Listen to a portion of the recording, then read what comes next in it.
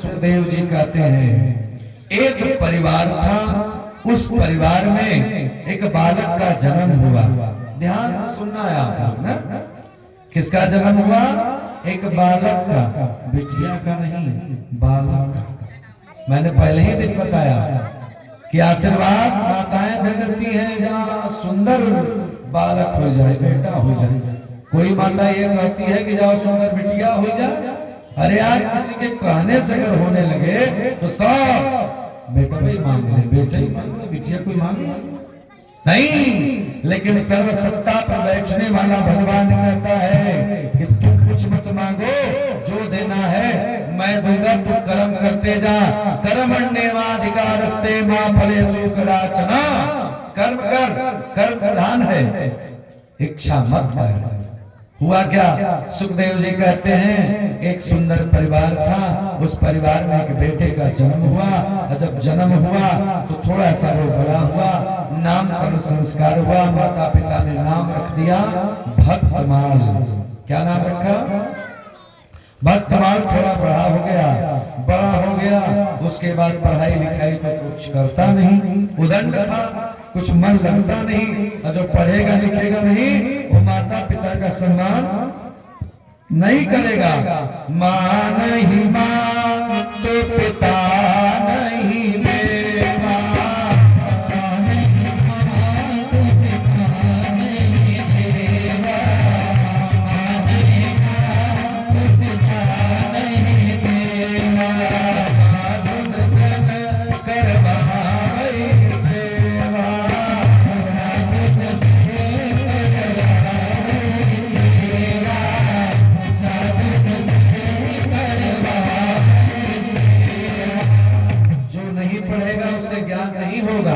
मान लो कोई ऐसा भी होता है कि नहीं पढ़ता है तब वो उसको ज्ञान हो जाता है। यही भक्तमाल की तो कथा है प्यारे। आज भक्तमाल थोड़ा बड़ा हो गया, पिताजी को चिंता सताने लगी कि बढ़िया हमारे बेटवा को सुंदर सी दुल्हन मिल जाए ना। अपने लड़का कैसा रहे, लेकिन लड़की सुंदर ही खोजता है, ये नियम है। लड़का कैसा न रहे, लेकिन लड़की उसको चाहिए। अरे यार, भगवान रास्ता बनाते हैं, अपने को भी तो देखो। सीता जी ने कैसा मांगा? अच्छा, लड़की भी, लड़कियां तो कम ऐसा सोचती होंगी कि लड़कियों पर भी यह निर्देश है। सीता जी ने गौरी का पूजन किया तो क्या मांगा कि हे मां, जैसी मैं हूं मेरे अनुरूप हमको वर दे दीजिए। मैं जैसी मैं हूं, यानी लड़के और लड़के की जोड़ी होनी चाहिए, जैसे हमारे यजमान जी भीष्म जी। अच्छा, इनको तो मैं देखा हूं, मोबाइल में कभी हमको नहीं दिखाए। हम कहे चलिए विवाह में देखेंगे। बोलिए वृंदावन बिहारी लाल की। हुआ क्या कि जब बेटा बड़ा हो गया, पिताजी की इच्छा हो गई कि शादी हो जाए, लेकिन मैया भोजन बहुत करता था, 25-30 रोटी मार जाता था। लेकिन पिताजी ने कहा, अरे भक्तमाल, तू भोजन बहुत ज्यादा करते हो, एक काम करो, जाओ कुछ काम धाम करो।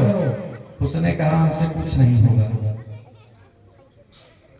उसके पिता ने कहा कि घर छोड़ के चला जा, जिसका बेटा बड़ा हो जाए घर पे बैठ के खाए केवल दिन रात तो कुछ नहीं कर पाएगा, जाओ। बेटे ने कहा कि ठीक है, मैं घर छोड़ के जा रहा हूं।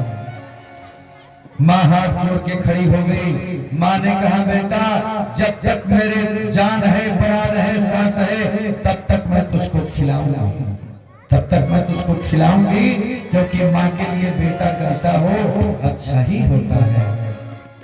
विचार करिए, जब मां ने कहा तब भी बेटा नहीं माना। आज बात लग गई, निकल गया घर से, अब पहुंच गया बनारस बाबा विश्वनाथ की नगरी में। और जब पहुंच गया तो धीरे धीरे कई घाट पड़ गया, देखा कोई नहीं दिखाई दिया। एक आश्रम में पहुंच गया गुरु जी के, और गुरु जी संकीर्तन करा रहे थे। संकीर्तन श्री राम जय राम जय जय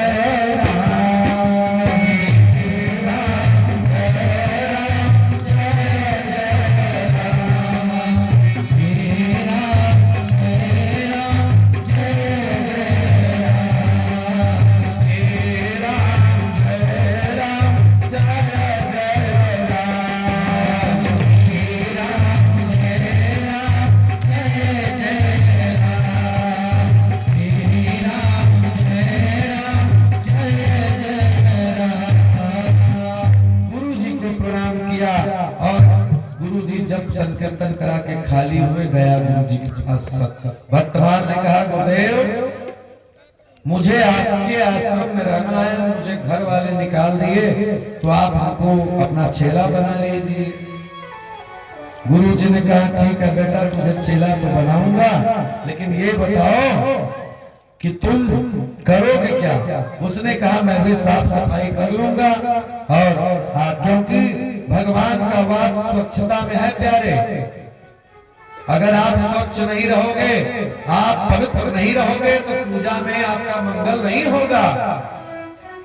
कहा जाता है कि महाराज यज्ञ के यज्ञशाला का एवं यज्ञ के प्रसाद का भंडारे का आप अगर जूठा उठा करके जाके कहीं रखते हो ना, तो वो फल आपको यज्ञ करने से ज्यादा फल देता है। साफ सफाई करने वाला जो होता है उसको भगवान ने कहा वो मेरा सबसे प्रेमी है, क्योंकि लिखा है क्या कि निर्मल माना जन सो मोहि पावा।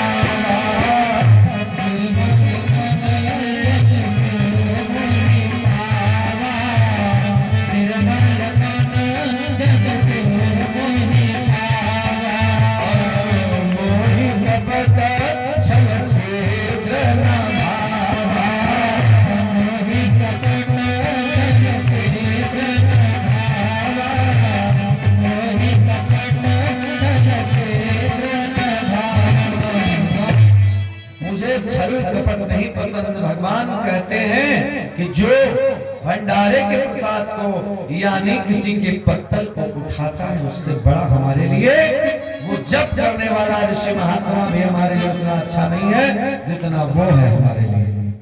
आज गुरुजी ने कहा कि ठीक है तुम मेरे आश्रम में रह जाओ। आज भक्तमाल ने कहा कि गुरुदेव ये बताइए कि आपके आश्रम में कितनी पंक्तियां लगती हैं?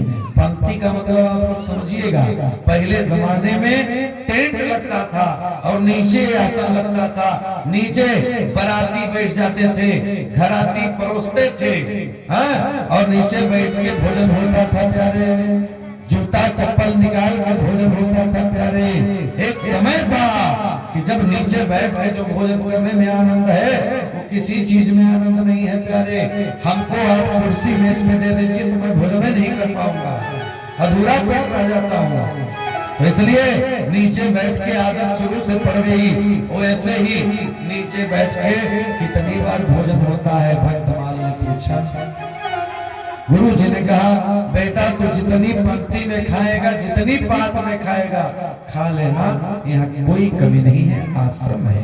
तब तो प्रसन्न हो गया भक्तमाल, कहा कि चलो यार कम से कम खाने के लिए तो बढ़िया बढ़िया मिलेगा, चलो ठीक। रहने लगा आश्रम में, धीरे धीरे धीरे समय व्यतीत हुआ, चकाचक भोजन करता, 5-6 पंक्ति में भोजन करता, तब जाके उसका पेट भरता। महाराज फिर हुआ क्या? आज सुबह सुबह उठा और देखा कि आश्रम में सारे बर्तन वर्तन साफ करके रखे हुए थे। उसने सोचा क्या क्या बात है कि आज आश्रम में भोजन नहीं बन रहा है। गुरु जी के पास गया, कहा गुरुदेव हम तो घर द्वार छोड़ के आ गए भोजन के चक्कर में, आया कि आज भोजन नहीं। गुरु जी ने कहा बेटा जानते हो आज एकादशी, एकादशी के दिन वैष्णव लोग चावल नहीं खाते, भोजन नहीं करते, फलाहार रहते हैं। कहा कि हो गया, अब मैं कैसे रहूंगा? गुरु जी ने जब कहा तो भक्तमाल ने कहा कि गुरुदेव ऐसा करिए मेरी कोई व्यवस्था कर दीजिए। गुरु जी ने अपने चेले को बुलाया और कहा कि देखो इसको एक जगह बढ़िया आटा, बैगन, चोखा की सामग्री और बाटी की सामग्री दे दो और ले जाएगा गंगा जी के किनारे बढ़िया से भोजन बना के कर लेगा, इसका भी हो जाएगा और हम लोग का तो फलाहार ही। भक्तमाल ने सारी सामग्री लिया, लेने के बाद गए गंगा जी के किनारे, एक पीपल का वृक्ष था, वहां बैठ गया। गुरु जी ने कहा था बेटा सब करना लेकिन भोजन बना के भगवान को भोग जरूर लगाना, नहीं भगवान को भोग नहीं लगाएगा तो तेरा अमंगल हो जाएगा। उसने कहा ठीक है, लेकिन बेचारे को मंत्र भी याद नहीं हुआ जो गुरुजी बताए। गुरुजी ने बताया था कि भोग लगाना क्या, अन्नपूर्णे सदा पूर्णी शंकर प्राण वल्लभे अज्ञान वैराग्य सिद्ध्यर्थम वृक्षाते जपाते। भोग लगा के तब भोजन करना बताया कि ठीक है। लेकिन पहुंच गया, गंगा जी के किनारे पहुंचा, आज बाटी चोखा लगा लिया, कहा कि यार गुरुदेव ने कहा था कि भोग जरूर लगाना। अब बेचारे को तो भूख सता रही थी। अगर किसी को भूख लग जाए तो कथा में मन लगेगा, उसका तो चकाचक जैसे आप पूरी बन रही है, जो पूरी जिसको खाना है कथा में उसका मन नहीं लगता, वो जाएगा बार बार देखेगा कि कब बनेगा कब बनेगा, और जब वही बनेगा। ऐसे ही एक जगह भैया रामचरितमानस का पाठ हो रहा था, व्यास जी गा रहे थे क्या, अरे मंगल भवन अमंगल हारी,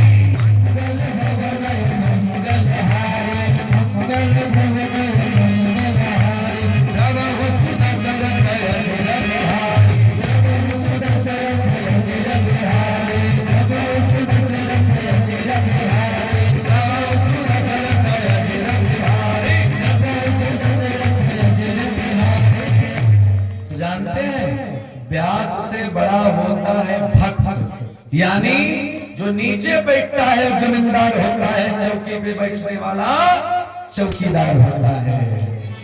तो व्यास जी ने गाया कि मंगल भवन अमंगल हारी द्रवहु सुदशरथ अजिर बिहारी। जजमान बड़ा पढ़ा लिखा था, जैसे आप लोग पढ़े लिखे हैं, सब यहाँ पढ़े लिखे हैं, सबसे बड़े मूर्ख हम नहीं है, हम ही लोग। सही भाई, बड़ा आनंद आता है आप लोगों को कथा सुनाने। भैया बहुत आप लोगों को धन्यवाद। तो जजमान ने कहा, क्योंकि उसको भूख लगी थी, पढ़े लिखे लोग हैं समझिएगा। जब पंडित जी ने गाया मंगल भवन अमंगल हारी द्रवहु सुदशरथ अजिर बिहारी, तो जजमान ने शुरुआत तो बढ़िया किया। जजमान ने गाया कि मंगल भवन अमंगल हारी,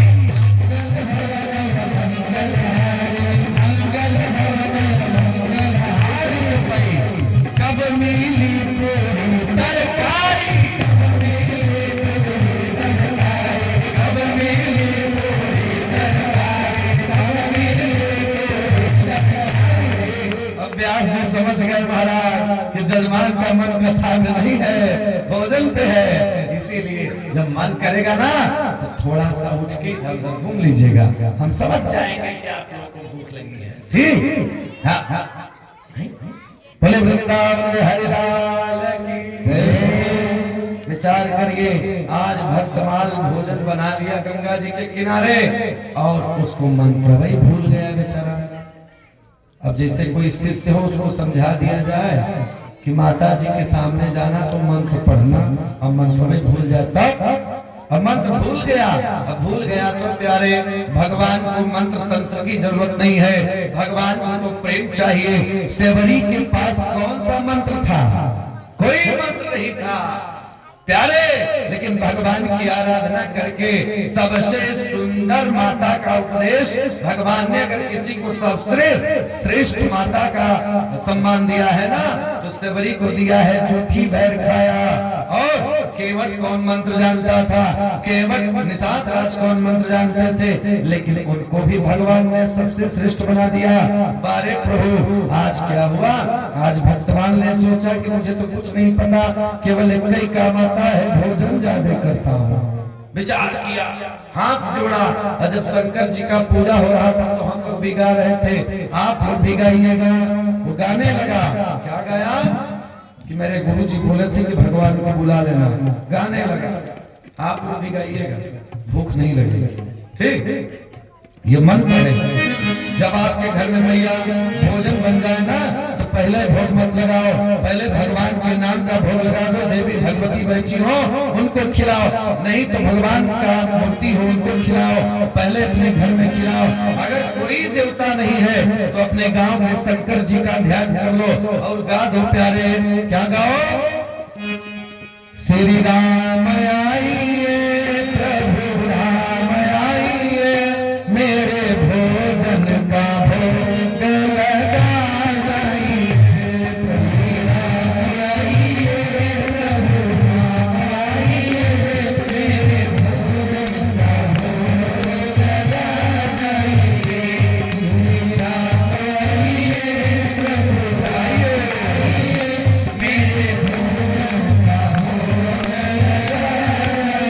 का भगवान नहीं आए तब फिर कहा कि मेरे पास तो गुरु जी की तरह आचमनी नहीं है, जैसे हमारे पंडित जी रखते हैं आचमनी, मेरे पास आचमनी नहीं है, मैं कहां से लाऊं? गा दिया कि आचमनी अर्धान आरती आई रहमानी है, आचमनी अर्धान आरती आई रहमानी है, आचमनी अर्धान आरती आई रहमानी।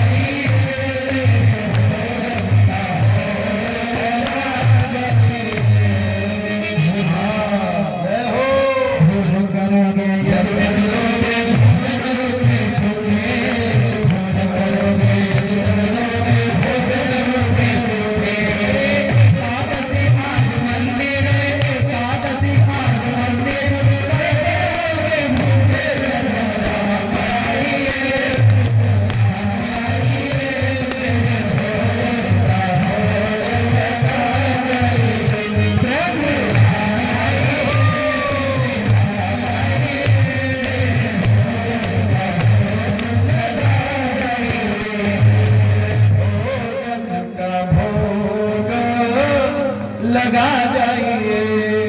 कोई मंत्र नहीं था, आज बुलाया कि हे राम आइए मेरे भोजन का भोग लगाइए। यहाँ मेरे पास पूजा की कोई सामग्री नहीं है, बस यही रूखी सूखी बाटी है और चोखा है, लगाइए और हम भी लगाएं। क्योंकि जब गुरु जी बोले थे कि भोग लगेगा तब भी हम करेंगे, तो भूख इतनी तेज लगी है, भगवान जल्दी आइए। अब भगवान यही विष्णु के रूप में थे। विष्णु भगवान ने लक्ष्मी से कहा, लक्ष्मी देखो मेरा भक्त बुला रहा है, मुझे जाना पड़ेगा। लक्ष्मी ने कहा, अरे प्रभु वो तो बड़ा भोजन ज्यादा करता है, उसके यहाँ भी आप जाएंगे? कहा यार हे देवी, भोजन अधिक करे या कुछ भी करे, उसके अंदर भाव तो है। वो चोर है, गरीब है, शोषित है, पिछड़ा है, अमीर है, उससे हमसे कोई मतलब नहीं। वो मैं उसको याद करेगा ना निर्मल मन से तो मैं जाऊंगा। देखो मैं जा रहा हूँ। राम जी पहुंच गए, और जब राम जी पहुंच गए तो देखा भक्तवान, अब बेचारे भूख लगी थी। अच्छा, किसी को भूख लगी हो ना तो जल्दी से दे देना चाहिए, उसके सामने ज्यादा बात नहीं करना चाहिए। तत्काल दे दो, जो हो वही दे दो, नहीं महाराज तांडव शुरू हो जाएगा। बोले वृंदावन हरि लाल की। अब क्या हुआ? भगवान आए, भगवान को जब ही भक्तमाल देखा नहीं पहचाना भगवान को, कहा कि आप ही भगवान हैं? राम जी ने कहा हाँ मैं ही हूँ। कहा तब आप अकेले आए हैं? कहा नहीं, सीता जी आई है। सीता जी भी बगल में आके खड़ी होंगी। भक्तमाल ने कान में भगवान से कहा कि भगवान मैंने तो आपको पुकारा था कि श्री राम आइए, प्रभु राम आइए, मेरे भोजन का भोग लगा जाइए। तो कहे अपने धर्म पत्नी को लेके आ गए। निमंत्रण प्रेमनाथ भैया हमको दे, हम अपने धर्म पत्नियों को लेके आ जाए। तो ये बात ठीक है? नहीं, नियम है, जिसको निमंत्रण मिले वहीं जाए। आजकल का तो सिस्टम हो गया, निमंत्रण कार्ड में 100 परिवार लिख देते हैं लोग। तो भैया अच्छा महाराज, धन्य है व्यवस्था। बताइए 5 दिन पहले ही से तैयारी चल रही है तिलक की। धन्य है आप लोग महाराज, इतनी भव्य दिव्य व्यवस्था हो रही है। मैं तो सोच रहा हूँ कि लड़की की शादी है कि लड़के की शादी है। मैं बड़ा चक्कर में पड़ गया और मैं जाके पूछा माता जी से कि माता जी लड़की की शादी है, बारात आने वाली है, यहाँ से जाएगी? आपने कहा तिलक है। हमने कहा बारे प्रभु, बारे आराध्य, दे भगवान, तो इसी तरह करो। भागवत की कथा, उसके पांडाल में प्रवचन, उसके दिव्य स्वरूप के साथ तिलक, तिलक के बाद पाणी ग्रहण संस्कार। महाराज भगवान देना वैसे ही जीना चाहिए। कुछ लोग ऐसे जीते हैं, भगवान को दे देंगे ज्यादा लेकिन रहेंगे मक्खी चूस की तरह। अच्छा उसकी भी कथा है, समय मिला तो मैं सुनाऊंगा, क्योंकि दानी चंद की कथा बड़ी सुनना जरूरी है सबको। बोले वृंदावन बिहारी लाल की। भक्तमान ने कहा कि प्रभु मैंने तो आपको बुलाया था। भगवान ने कहा कि देखो मैं ही समाज को बताता हूँ कि बिना पत्नीम कथम धर्म आस्त्रवाणाम प्रवर्तते। यहाँ तक कि भागवत की कथा में, राम की कथा में शंकर जी की आरती हो तो जब आरती करने जाओ तो धर्मपत्नी के साथ जाओ, अकेले आरती नहीं करनी चाहिए। किसी वजह से पति देवता नहीं हो तो अकेले भी आप कर सकते हो, किसी वजह से अगर धर्म पत्नी न हो तो आरती कर सकते हो। नहीं, जिसका भगवान ने बनाया है उसको बना करके ही आरती करना चाहिए। बोले वृंदावन बिहारी लाल की। भगवान ने कहा इसीलिए मैं अपनी धर्म पत्नी को लेके आ गया। भक्तमान ने कहा तब आ गए तो खाओ। अच्छा, एक कई लोग का भोजन बना था महाराज और 2 लोग आ गए तो पहले सियावर रामचंद्र की जय, खत्म, समाप्त हो गया। अब भगवान जब खाने लगेगा तो क्या हम लोग को फल मीठा प्रसाद मिलेगा? खूब नैवेद्य चढ़ता है, फल चढ़ता है, अमृत चढ़ता है, सेव चढ़ता है, लेकिन खाता कौन है? हम और आप हैं? इतना फल गजा है महाराज, हम लोगों के रूम में समझ लीजिए निकालना पड़ता है। ऐसे ही यज्ञ अनुष्ठान की ऐसी महिमा है कि कोई चीज की कमी नहीं पड़ती। देखिए मीठा सामने रखा है, इसीलिए हम कहते हैं कि भिक्षुआ थोड़ा लेट में ले आए। हम लोग जब देखते हैं तो मन भर बार बार लग जाता है। बोले वृंदावन बिहारी लाल की जय। अब अग्नि के सामने जा करके पुएरा रख दो तो जलेगा नहीं? जलेगा ना। तो अभी मीठा रख दिए, उसको धीरे धीरे ढक दीजिए। बोले वृंदावन बिहारी लाल की। भक्तमान ने कहा ठीक है प्रभु पाइए। भगवान ने कहा हर हर महादेव। सब प्रसाद जितना बाटी चोखा था सब छोड़ दिया। भगवान अंतर ध्यान हो गए। अब बेचारा अकेला खाली पेट अब गया, सोचा कि हे भगवान, गया गुरु जी के यहाँ रोने लगा। गुरु जी बिना भोजन के रह गए। बताइए, जिसके भोजन के लिए मैंने परिवार को छोड़ा, नाथ को छोड़ा, रिश्तेदार को छोड़ा, मैंने शादी तक नहीं किया कि पत्नी आएगी तो 25 रोटी नहीं बना पाएगी। तो इसलिए अब गुरुदेव बताइए क्या करें? कोई बात नहीं बेटा, आज पहली एकादशी है, रह जाओ। संजोग देखिए कि भक्तमाल एकादशी का व्रत रह गया प्यारे, और फिर धीरे धीरे समय व्यतीत हुआ और फिर दूसरे दिन से भोजन लगा करने आश्रम में। धीरे धीरे धीरे समय व्यतीत हो गया। अब फिर मार्गशीर्ष मास की अर्थात कार्तिक मास की शुक्ल पक्ष की एकादशी आ गई। जब एकादशी आ गई तो फिर सुबह उठा, देखा कि सब बर्तन वर्तन साफ। उसके मन में फिर लगा कि हे भगवान आज फिर एकादशी रखेंगे। सब निकला गया, गुरु जी से कहा गुरु जी कुछ तो बताइए। गुरु जी ने कहा क्या हुआ? क्या उस बार मैं व्रत रह गया, भगवान आ गए। अर्थात इतना दिन से हम लोग जप कर रहे हैं, तप कर रहे हैं, पूजा कर रहे हैं, प्रवचन कर रहे हैं, भगवान नहीं मिले। तुझको मिल गए, तू कभी पूजा नहीं करता, भोजन ज्यादा करता है। भक्तमान ने कहा कि गुरुदेव मुझे मिले थे भगवान। गुरु जी ने कहा कि मैं झूठ बोल रहा है। क्या बात है? कहा कि माँ सीता और राम जी आए थे, सब भोजन समाप्त हो गया। क्या मूर्ख हो? चलो अच्छा। शिष्य को गुरु जी ने बुलाया, कहा कि कि ऐसा करो, इस बार इनको 3 लोग का भोजन बनाने की व्यवस्था दे दो। राम जी का, इसके कहने के अनुसार सीता जी का और इसका, क्योंकि ये बिना भूखा ना रह जाए। दे दो। 3 लोगों की व्यवस्था मिल गई माता जी, और लेकर फिर पहुंच गया गंगा जी के किनारे।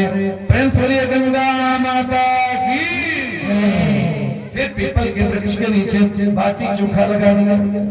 जो ही बाटी चोखा लगा तो फिर गुरु जी की बात याद आ गई कि बिना भोजन जल गिराए भगवान को भोग लगाए मत खाना, नहीं तो भूत प्रेत पिशाच डाकिनी साकिनी ब्रह्मवैताल शरीर में घुस जाएंगे। अब वो विचार किया, अब विचार करके फिर बुलाया, हाथ जोड़ा, कहा कि भैया सीताराम को पहले बुला लो, उसके बाद भोजन करूंगा। गाने लगा कि सीताराम आइए, प्रभु राम आइए, मेरे भोजन का भोग लगा। सीताराम आइए, प्रभु राम आइए, मेरे भोजन का भोग लगा। मेरे भोजन का भोग लगा जाए। फिर राम जी ने कहा सीता चलो, और इस बार भगवान का भोग लगा ही रहा था, हाथ जोड़ के बेचारा खड़े था, भूख लगी थी, और तब तक आ गए भगवान। नीलांबुजस्या मलकोमलांगम सीता समारो पितवा पाणौ महासा यज्ञचारु चापम नमामि रामं रघुवंशनाथं। आज राम जी आ गए, सीता जी आ गई, उनके साथ भगवान के प्रिय भैया छोटे अनुज लक्ष्मण जी भी आ गए। अब भक्तमाल ने कहा, भक्तमाल गया कान में कहा कि प्रभु आपको मर्यादा पुरुषोत्तम कहा जाता है ना, हाँ? अगर मैंने सीताराम को बुलाया तो जरूरी है कि पूरी खानदान लेकर उपस्थित हो जाएंगे। हाँ? पति पत्नी आते, अपने भाइयों को लेके, भाई को भी लेके आ गए। हे भगवान, भगवान ने कहा कि मैं ही कहता हूँ। मैं क्या कहता हूँ? मैं कहाँ का है भगवान? लंका में भगवान ने कहा था। कब? जब लक्ष्मण शक्ति लगने लगी थी, मिलई न जग में सहोदर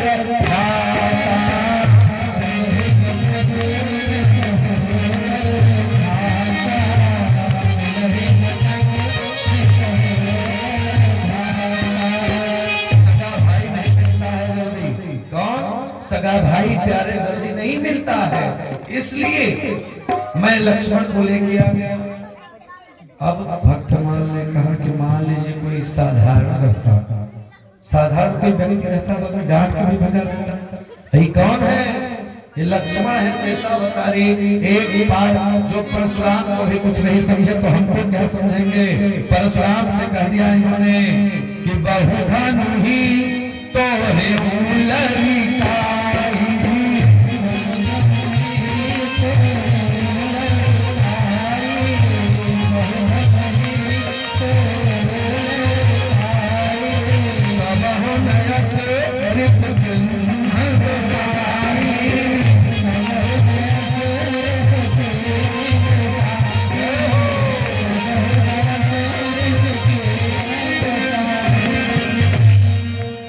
लक्ष्मण को सब जानता है, शेषावतारी हैं। एक काम करिए, तीनों लोग का भोजन बना है, पा लीजिए। भगवान ने फिर कहा हर हर महादेव, सब भोजन समाप्त। अब बेचारा क्या करे, भगवान अंतर्ध्यान हो गए। बेचारा फिर एकादशी का व्रत दो बार गया गुरु जी के यहाँ। बड़ी कृपा है, 2 एकादशी पूरा हो गई। संजोग से फिर समय व्यतीत हुआ, रोज चकाचक भोजन करता। फिर आ गई मार्गशीर्ष अगहन महीने की एकादशी। कार्तिक के बाद अगहन नहीं आता, एकादशी आ गई।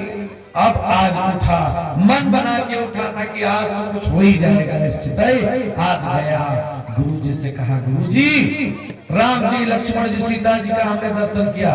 गुरु जी ने कहा, मूर्ख तुझे भगवान दिखेंगे आधा को, चलो तुमको कोई नहीं दिखा। गुरु जी से कहा कि नहीं, आज हमको पर्याप्त भोजन की व्यवस्था दीजिए। आज ले लिया और गया गंगा जी के किनारे प्यारे बारे भक्तमाल। आज उसने सोचा कि अब अपने से भोजन नहीं बनाऊंगा। गुरु जी ने कहा था पहले ध्यान कर लेना, आटा चावल जो भी था बाटी चोखा की सामग्री रख दिया। कहा कि आज गुरु जी ने बोला था कि भोग लगाना, दो एकादशी में रह गया, तीसरी एकादशी में प्रमाण हमारा आज कल्याण हो जाना चाहिए। और सोचा इस बार भगवान को बुला लो, जिसको लेके आना है, पूरी खानदान लेके आ जाए, अयोध्या वासी आ जाए, भारत के देशवासी आ जाए, आम देश के लोग आ जाए, सब आ जाए, तब भाई भोजन बनेगा। अच्छा माता जी, आपके घर में किसी को आप निमंत्रण दीजिए तो पता लगा कि 5 लोगों के साथ आ गए, बहुत करेंगे, आप एक बार खिलाएंगे। फिर 5 लोगों का निमंत्रण दिया, 50 लोगों को लेकर आ गया तो बहुत करेंगे, आप 2 बार बुलाएंगे। कोई धार्मिक होगा तब, तीसरी बार अगर कोई गलती करेगा तो जैसे भक्तमाल ने किया वैसे ही करना चाहिए। भक्तमाल ने कहा कि पूरी खानदान को बुला लेते हैं, आ जाए उसके बाद भोजन बनेगा। भक्तमाल ने गाना शुरू कर दिया, आप लोग भी गाइए। क्या गाया कि राजा राम आइए, मेरे राम आइए, मेरे भोजन का भोग लगा जाइए। राजा राम आइए, मेरे राम आइए, मेरे भोजन का भोग लगा जाइए। प्रभु राम आइए, राजा राम आइए, मेरे भोजन का भोग लगा जाइए।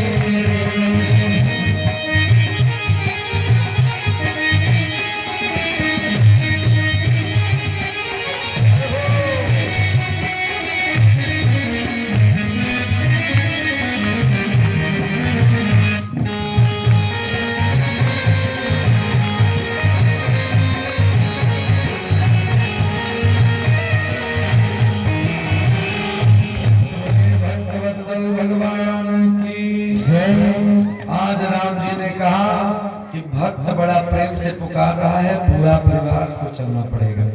समस्त परिवार के साथ जैसे राम जी की जब तस्वीर लगती है कहीं तो देखिए राम जी के अनन्य भक्त हैं कौन? लक्ष्मण जी, उनके अनुज भरत भैया, शत्रुघ्न भैया, और दुनिया का सबसे बड़ा देवता कलयुग का महान हनुमान, जिसकी कलयुग में ज्यादा पूजा होगी, हनुमान जी महाराज के साथ पूरा परिवार आ गया। जब आ गया भगवान से जाकर के कान में भक्तमाल ने कहा कि महाराज भगवान परीक्षा नहीं लेते हैं, भक्तों परीक्षा लेते हैं। काम करिए, भोजन की व्यवस्था यही है। हमने सुना है कि भरत जी भंडारी बहुत बढ़िया है, तो भरत जी अब व्यवस्था बनाएंगे। सीता मैया का हमने सुना है कि अक्षय पात्र है, वो भोजन बना देती है तो कमाई नहीं पड़ता है, इसलिए सीता माता भोजन बनाएंगी और भरत लक्ष्मण भैया रखवाली करेंगे, हनुमान जी महाराज यहाँ सफाई करेंगे, और हम और आप बैठ के भोजन करेंगे। अरे राम जी ने कहा बारे भक्तमाल, ठीक है ऐसा ही होगा। यही हुआ, राम जी और भक्तमाल एक जगह बैठ गए, सीता मैया ने अपने हाथों से भोजन बनाया और भरत जी आज पूरी व्यवस्था को देखे। लक्ष्मण जी खड़े रहे ध्यान मुक्त अवस्था में, शत्रुघ्न भैया सेवा करते हुए। उसके बाद प्यारे हनुमान जी महाराज ने पानी वानी का काम कर दिया। उसके बाद भोजन बन गया। जब भोजन बन गया तो भंडारी है भरत परोसने लगे राम जी को और भक्तमाल को। आज भक्तमाल खूब बढ़िया भोजन किया प्यारे, जिसको स्वयं परमात्मा के परम सुंदर भ्राता भरत जी खिलाएंगे, उससे कोई कमी होगी? जिसके ऊपर भरत भगवान प्रसन्न हो जाए उसके घर में धन की कमी नहीं होती। आज आप लोगों ने पार्थिव पूजन किया। इसका महत्व क्या है? जिस गांव में भैया पार्थिव पूजन हो जाए, यानी मिट्टी से शंकर जी को बनाया जाए, उस शिव जी पर अभिषेक कर दिया जाए, मानो उस गांव में अगर कभी अकाल भी पड़ने वाला हो तो अकाल नहीं पड़ सकता।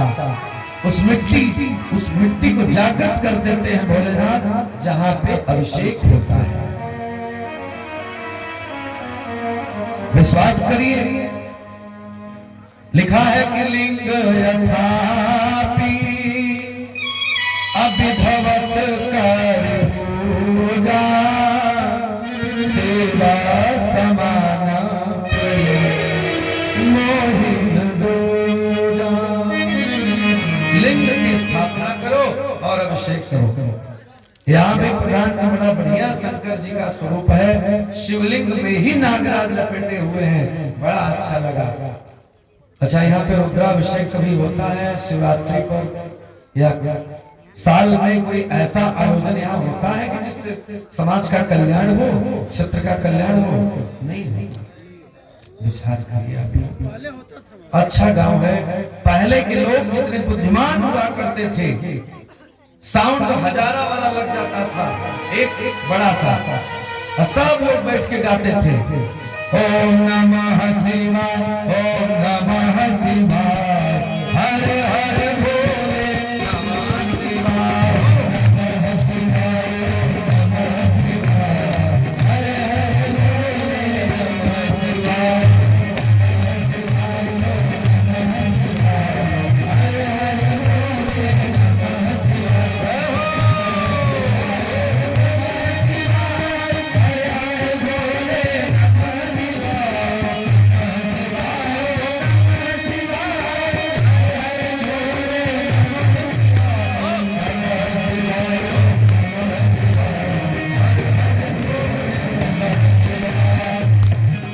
बोलिए शंकर भगवान की। तो महाराज निवेदन है, अच्छे सुधी श्रोता बैठे हुए हैं आप लोग, जिस गांव में आते समय शंकर जी का मंदिर मिल जाए, उस गांव से बड़ा भाग्यशाली कोई नहीं है। कोई भी उस गांव से बड़ा भाग्यशाली कोई नहीं है कि आते ही शंकर जी विराजमान है इस गांव में। बाहर इस गांव के पूर्वज, बाहर इस गांव के लोग धन्य हैं आप लोग।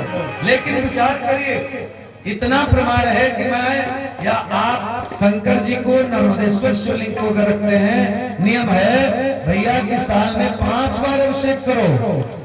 और अगर गांव में सामूहिक भगवान है, एक भगवान है पूरे गांव के प्यारे, तो कम से कम 11 रुद्री का अभिषेक भगवान का होना चाहिए। दूध से, कितने लीटर दूध से?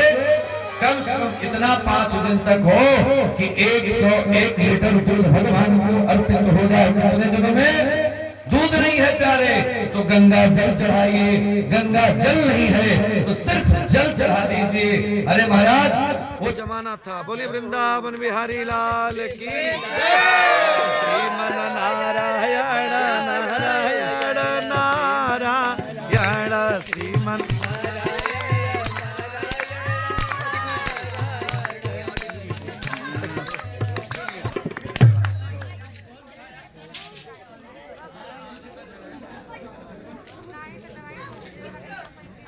प्रेम से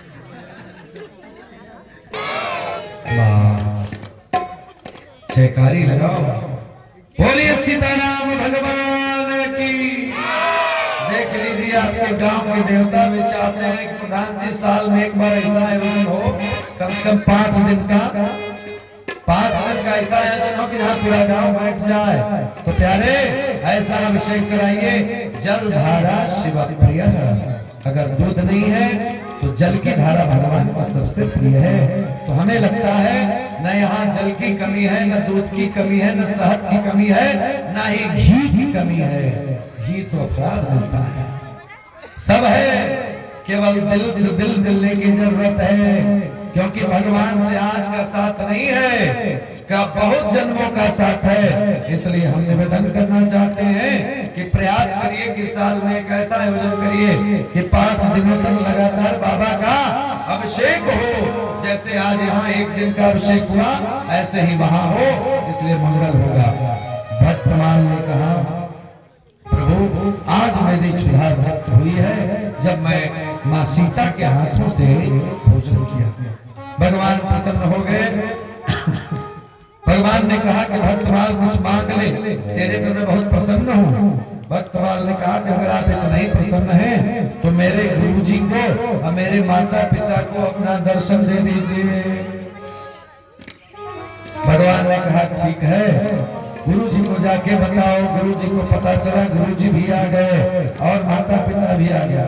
संजोग देखिए कि भक्तमाल को तो भगवान दिख रहे हैं लेकिन गुरुजी को नहीं दिख रहे हैं, माता पिता को नहीं दिख रहे हैं। हमने शुरू में ही कहा था कोई जरूरी नहीं है कि माता पिता को भगवान दिख जाए, लेकिन अगर बेटा या बेटी अच्छा कर्म करता है तो भी भगवान को उतार देता है। प्रमाण महाराज सागर के 60,000 लड़का मर गए लेकिन कुछ नहीं हुआ, लेकिन उन्हीं के वंशज में भगीरथ जी आए और गंगा जी को लाए और पूरे परिवार को उतार दिया। प्यारे धन्य है माँ गंगा, बैठी हुई माता जी, इन्होंने भागवत की कथा कराया। धन्य है आप, धन्य है आपके लोग, और जो सुनने आते हैं वो सब आदरणीय हैं, सम्माननीय हैं, इसलिए सभी के यहाँ मंगल हो। आज भक्तमाल ने कहा कि गुरुदेव एक काम करिए, भगवान के चरणों में अनुराग रखिए, सब कल्याण होगा। भक्तमाल के कहने पर प्यारे भगवान ने दर्शन दिया, खूब बढ़िया दर्शन हुआ। विष्णु भगवान पूरा समस्त परिवार के साथ दर्शन दिए। सशंख चक्रम सकिरीट कुंडलम सपीत वस्त्रम सदुशैर्भिक्षणम सहार वक्षस्थलकोष्ठभस्त्रिम नमामि। भगवान ने दर्शन दिया, सबका मंगल हुआ और मंगल होने के बाद बड़ी कृपा भगवान ने आशीर्वाद दिया कि जाओ भक्तमाल, जो भी व्यक्ति निस्वार्थ प्रेम करेगा ना उसके यहाँ मैं दौड़ के जाता हूँ, चलो तुम्हारा भी मंगल हुआ। प्रेम से बोलिए भक्तमाल देव की जय, हरिराम की पार्वती पते हर हर महादेव। आज राजा परीक्षित ने कहा गुरुदेव